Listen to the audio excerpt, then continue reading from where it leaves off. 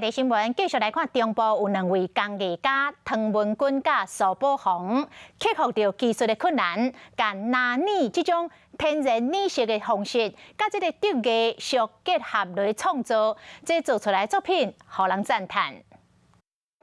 突破材质和技术限制，用3种媒材结合做伙，让作品保留胚材流浓度、色水嘛捏个真焦纹。其实它是不好染的，那所以我们就是要接受这个材质的包容性啊。2位工艺家合作做为展览，展现生活用品，新创作和民众看个真美，嘛感觉艺术家真厉害。那包括它的造型表现，也凸显是它的当代性的一种造型。 来到这，就亲像出现伫咧梅花拿，有3D 立体交流，这是汤文君老师这几年新的表现。这场展览即马伫咧草屯中潭公路边的768艺术空间展览，展览时间到4月6号，欢迎有兴趣的民众都来把握时间。